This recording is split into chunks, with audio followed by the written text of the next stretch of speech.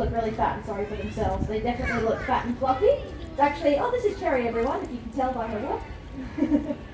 They definitely look fat and fluffy and sorry for themselves. And it's actually that time of year where we do get asked if this is where all the baby penguins are, because they do get very shaggy. They'll be holding on to all those old feathers whilst pushing out those new ones. And we actually see them not really eat as much at that time of year, because it does take a lot of energy out of their body, so they pretty much just rest the entire time when they are going through their molt. But no, our youngest penguin here is actually Nog, and she's 4 years old this year. So we haven't had a chick in quite a few years, but we do also have a lot of residents here, so we haven't really had a need for a chick.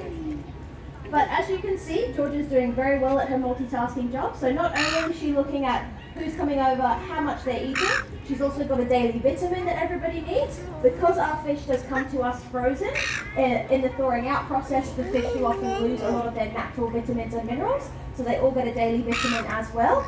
But she's also giving everyone a really good health check right now. So as I said before, we do have to monitor these guys very, very closely.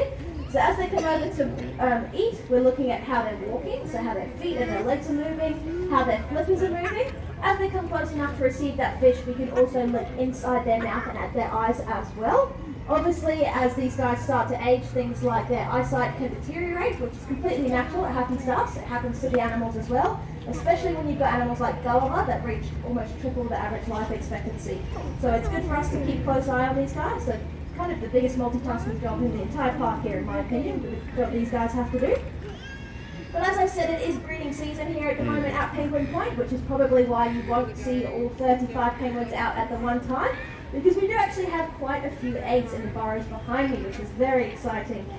So unfortunately, the reason we haven't had any chicks in the last few years is because just because an egg is laid doesn't mean it's fertile, unfortunately. So sometimes they'll reach the end of that 35 incubation day period and nothing will result. Sometimes it's because the parents are not very good parents and they actually don't incubate the eggs. They'll end up, Romeo and Gizmo in this burrow next to me, every time we do a burrow check in the morning to see if there are any new eggs, they're always standing next to their eggs. So if they don't incubate their eggs, unfortunately, they just don't essentially cook properly and then nothing results.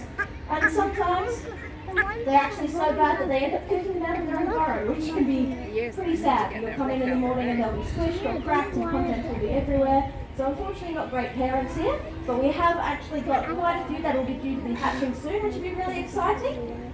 But as you can see at this time of year, it is very entertaining. So the penguins here at Penguin Point are a bit different to the average species.